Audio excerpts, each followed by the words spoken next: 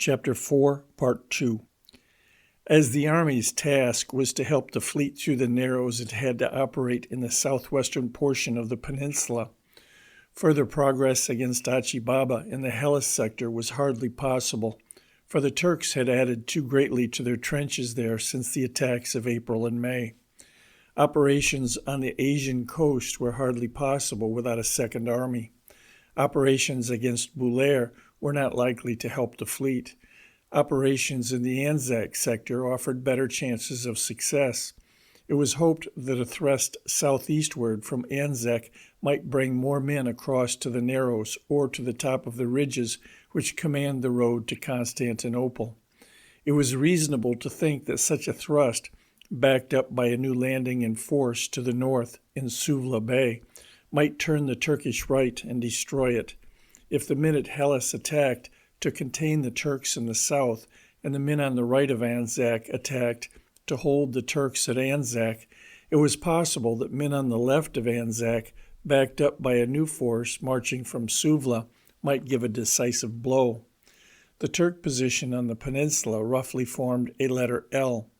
The plan, as it shaped, was to attack the horizontal line at Cape Helles, press the center of the vertical line at Anzac, and bend back, crumple, and break the top of the vertical line between the Anzac position and Suvla.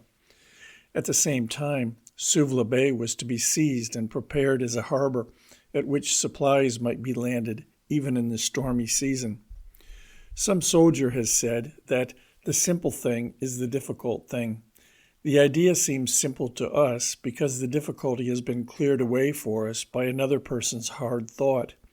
Such a scheme of battle, difficult to think out in the strain of holding on and under the temptation to go slowly, improving what was held, was also difficult to execute. Very few of the great battles of history, not even those in Russia, in Manchuria, and in the Virginian wilderness, have been fought on such difficult ground, under such difficult conditions. The chosen battlefield, the southwestern end of the peninsula, has already been described. The greater part of it consists of the Cape Helles and Anzac positions, but the vital or decisive point where, if all went well, the Turk right was to be bent back, broken and routed, lies to the north of Anzac on the spurs and outlying bastions of Sari Bair. Suvla Bay, where the new landing was to take place, lies 3 miles to the north of Anzac. It is a broad, rather shallow semicircular bay, open to the west and southwest, with a partly practicable beach, some of it, the southern part, fairly flat and sandy, the rest steepish and rocky, though broken by creeks. Above it, one on the north, one on the south horn of the bay, rise 2 small low knolls or hillocks known as Ghazi Baba and Lala Baba, the latter a clearly marked tactical feature. To the north, beyond the horn of the bay, the coast is high, steep to sandy cliff, broken with gullies and washed by deep water. But to the south, all the way to Anzac, the coast is a flat, narrow, almost straight sweep of sandy shore, shutting a salt marsh and a couple of miles of lowland from the sea. It is a lagoon beach of the common type, with the usual feature of shallow water in the sea that washes it. The northern half of this beach is known as Beach C, the southern as Beach B. Viewed from the sea, the coast chosen for the new landing seems comparatively flat and gentle, seemingly, though not really, easy to land upon, but with no good military position near it. It looks as though once, long ago, the sea had thrust far inland there, in a big bay or harbor stretching from the high ground to the north of Suvla to the left of the Anzac position. This bay, if it ever existed, must have been 4 miles long and 4 miles across, a very noble space of water ringed by big, broken, precipitous hills into which it thrust in innumerable creeks and combes. Then possibly, in the course of ages, silt brought down by the torrents choked the bay and pushed the sea further and further back, till nothing remained of the harbor but the existing Suvla Bay and the salt marsh, dry in summer.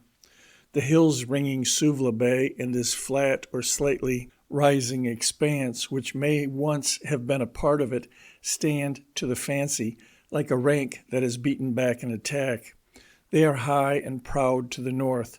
They stand in groups in the center, but to the south, where they link onto the broken cliffs of the Anzac position, they are heaped in tumbling, precipitous, disordered bulges of hill, cut by every kind of cleft and crumpled into every kind of fold, as though the dry land had there been put to it to keep out the sea. These hills are the scene of the bitterest fighting of the battle. Although these hills in the Suvla district stand in a rank, yet in the center of the rank there are two gaps where the ancient harbor of our fancy thrust creeks far inland. These gaps are creeks open a little to the south of the north and south limits of Suvla Bay. They are watered, cultivated valleys with roads or tracks in them. In the northern valley is a village of some 60 houses called Anafarta Sagir, or Little Anafarta. In the southern valley is a rather larger village of some 90 houses called Biyuk Anafarta, or Great Anafarta. The valleys are called after these villages. Between these valleys is a big blunt-headed jut or promontory of higher ground, which thrusts out toward the bay. At the Suvla end of this jut, about 1,000 yards from the bight of the salt marsh, it shoots up in 3 peaks or top knots, 2 of them united in the lump called Chocolate Hill, the other known as Scimitar Hill or Hill 70, all roughly 150 feet high. About a mile directly inland from Chocolate Hill is a peak of about twice the height, called Ismail Oglu Tepe, an abrupt and savage heap of cliff, dented with chasms, harshly scarped at the top and covered with dense thorn scrub. This hill is the southernmost feature in the northern half of the battlefield. The valley of Great Anafarta, which runs east and west below it, cuts the battlefield in 2. The southern side of the Great Anafarta Valley is just that disarrangement of precipitous bulged hill which rises and falls in crags, peaks, and gullies all the way from the valley to Anzac. Few parts of the earth can be more broken and disjointed than this mass of precipice, combes, and ravines. A savage climate has dealt with it since the beginning of time, with great heats, frosts, and torrents. It is not so much a ridge or chain of hills as the manifold outlying bastions and buttresses of Sari Bair, from which they are built out in craggy bulges parted by ravines. It may be said that Sari Bair begins at Gaba Tepe, to the south of the Anzac position, and stretches thence northeasterly towards Great Anafarta in a rolling and confused 5 miles of hill that has all the features of a mountain. It is not high. Its peaks range from about 250 to 600 feet. Its chief peak, Koja Chemen Tepe, is a little more than 900 feet. Nearly all of it is trackless, waterless, and confused, densely covered with scrub, and sometimes with forest, littered with rocks, an untamed, savage country. The southwestern half of it made the Anzac position. The northeastern and higher half was the prize to be fought for. It is the watershed of that part of the peninsula. The gullies on its south side drain down to the Hellespont. Those upon its north side drain to the flat land which may once have been submerged as a part of Suvla Bay. These northern gullies are great, savage, irregular gashes or glens running westerly or northwesterly from the hill bastions. 3 of them, the 3 nearest to the northern end of the Anzac position, may be mentioned by name: Sazli Bait Dere, Chilak Dere, and Agil Dere. The word dere means watercourse, but all 3 were bone dry in August when the battle was fought. It must be remembered that in the trackless peninsula, a watercourse of this kind is the nearest approach to a road, and to a military force, the nearest approach to a covered way. All these 3 deres lead up the heart of the hills to those highlands of Sari Bair where we wish to plant ourselves. From the top of Sari Bair, one can look down on the whole Turkish position facing Anzac and see that position not only dominated but turned and taken in reverse. One can see only 3 miles away the only road to Constantinople, and 5 miles away the little port of Medos near the Narrows. To us, the taking of Sari Bair meant the closing of that road to the passing of Turk reinforcements and the opening of the Narrows to the fleet. It meant victory and the beginning of the end of this great war, with home and leisure for life again and all that peace means. Knowing this, our soldiers made a great struggle for Sari Bair, but fate turned the lot against them. Sari was not to be an English hill, though the flowers on her sides will grow out of English dust forever. Those who lie there thought, as they fell, that over their bodies our race would pass to victory. It may be that their spirits linger there at this moment, waiting for the English bugles and the English singing and the sound of the English ships passing up the Hellespont.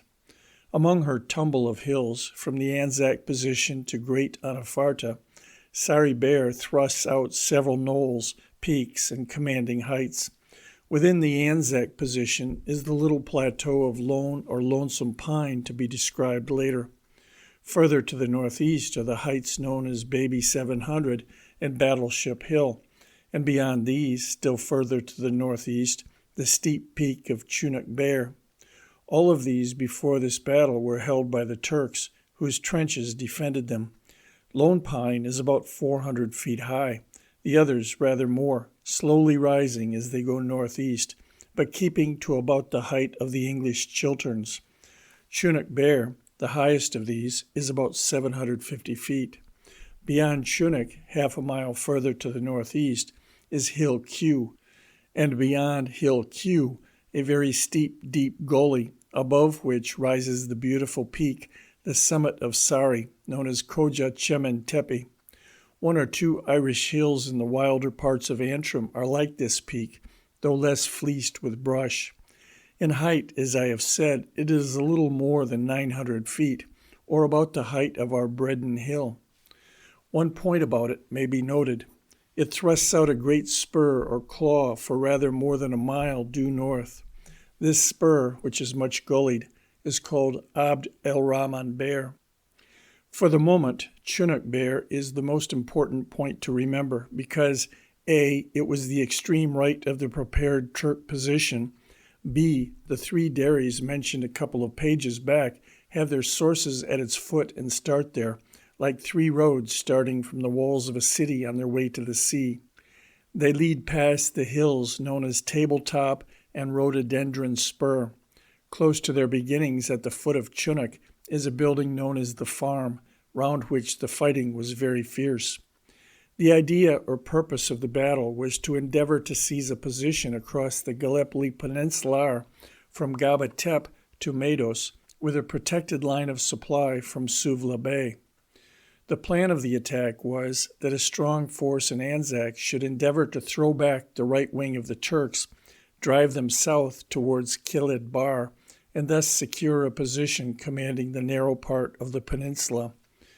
Meanwhile, a large body of troops should secure Suvla, and another large body, landing at Suvla, should clear away any Turkish forces on the hills between the Anafarta valleys, and then help the attacking force from Anzac by storming Sari Bair from the north and west. The 6th of August was fixed for the first day of the attack from Anzac. The landing at Suvla was to take place during the dark hours of the night of the 6th to 7th. The 6th was both the earliest and the latest date possible for the battle. The earliest because it was the first by which the main part of the reinforcements would be ready. The latest because of the moon. Both in the preparation and the surprise of this attack, dark nights were essential. Sir Ian Hamilton's dispatch, reprinted from the London Gazette of Tuesday, the 4th January 1916, shows that this battle of the 6th to 10th August was perhaps the strangest and most difficult battle ever planned by mortal general. It was to be a triple battle, fought by three separated armies, not in direct communication with each other. There was no place from which the battle, as a whole, could be controlled nearer than the island of Imbros, 14 miles from any part of the peninsula, to which telegraphic cables led from Anzac and Cape Helles. The left wing of our army, designed for the landing at Suvla, was not only not landed when the battle began, but not concentrated. There was no adjacent subsidiary base big enough or nearly big enough, to hold it.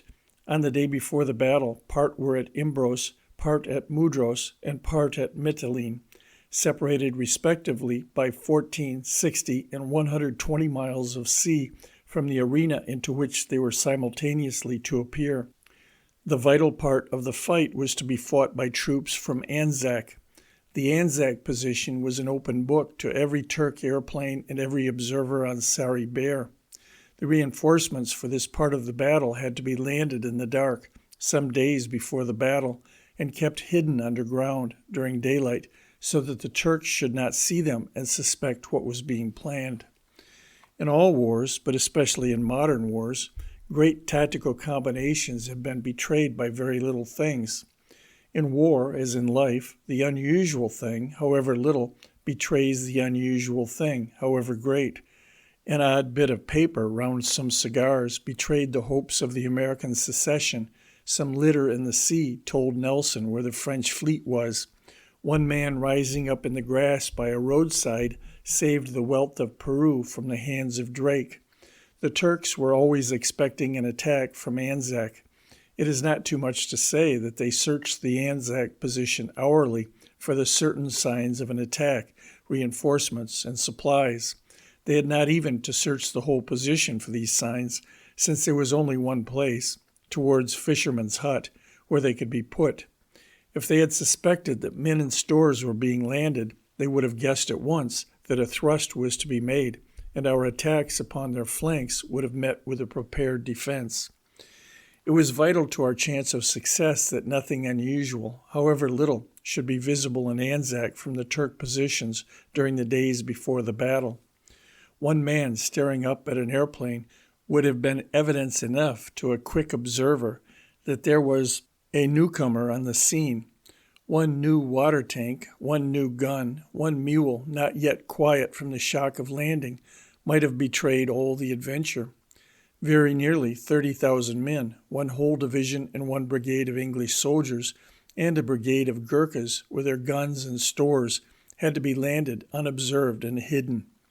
There was only one place in which they could be hidden, and that was under the ground. The Australians had to dig hiding places for them before they came. In this war of digging, the daily life in the trenches gives digging enough to every soldier. Men dig daily, even if they do not fight. At Anzac in July, the Australians had a double share of digging, their daily share in the front lines, and when that was finished, their nightly share, preparing cover for the new troops. During the nights of the latter half of July, the Australians at Anzac dug, roofed, and covered not less than 20 miles of dugouts. All of this work was done in their sleep time, after the normal day's work of fighting, digging, and carrying up stores. Besides digging these hiding places, they carried up, fixed, hid, and filled the water tanks which were to supply the newcomers. On the night of the 3rd of August, when the landing of the new men began, the work was doubled. Everybody who could be spared from the front trenches went to the piers to help to land, carry inland and hide the guns, stores, carts, and animals coming ashore. The nights, though lengthening, were still summer nights. There were 7 hours of semi-darkness in which to cover up all traces of what came ashore. The newcomers landed at the rate of about 1,500 an hour during the nights of the 3rd, 4th, and 5th of August. During those nights, the Australians landed, carried inland, and hid not less than 1,000 tons of shells, cartridges, and food, some hundreds of horses and mules, many guns, and 200 or 300 water carts and ammunition carts.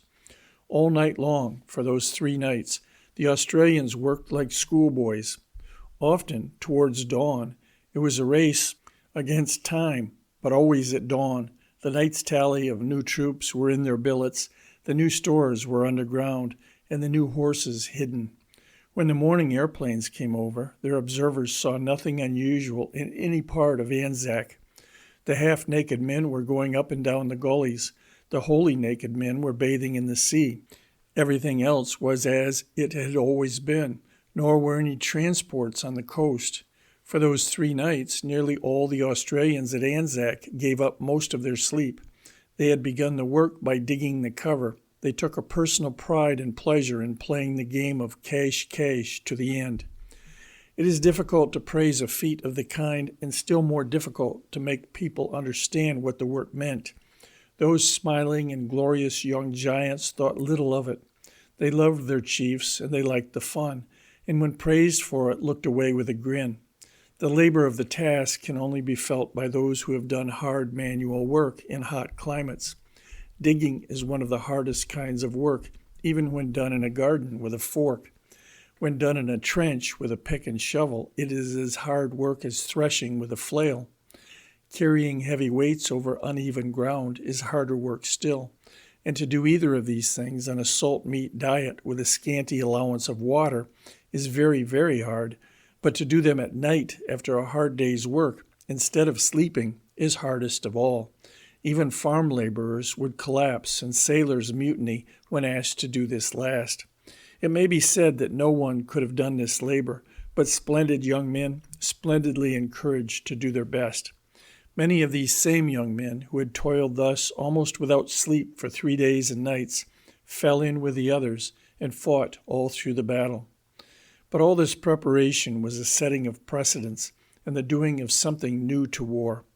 Never before have 25,000 men been kept buried under an enemy's eye until the hour for the attack. Never before have 2 divisions of all arms been brought up punctually by ship over many miles of sea from different ports to land under fire at an appointed time to fulfill a great tactical scheme. But all these difficulties were as nothing to the difficulty of making sure that the men fighting in the blinding heat of a Gallipoli August should have enough water to drink. 80 tons of water a day does not seem very much. It had only to be brought 500 miles, which does not seem very far to those who in happy peace can telephone for 80 tons of anything to be sent 500 miles to anywhere. But in war, weight, distance, and time become terrible and tragic things, involving the lives of armies. The water supply of that far battlefield, indifferent as it was, at the best, was a triumph of resolve and skill unequaled yet in war. It is said that Wellington boasted that, while Napoleon could handle men, he, Wellington, could feed them.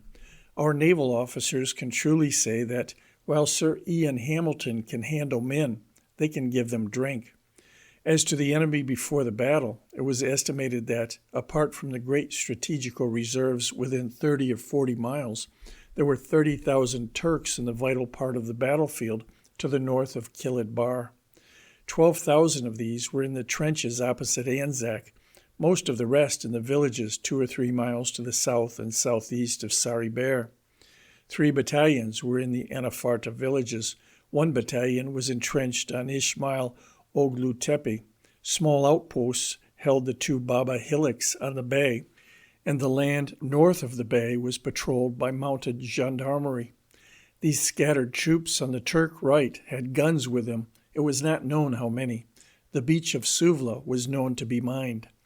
August began with calm weather. The scattered regiments of the divisions for Suvla, after some weeks of hard exercise ashore, were sent on board their transports. At a little before 4 o'clock on the afternoon of the 6th August, the 29th Division began the battle by an assault on the Turk positions below Krithia. End of section 8.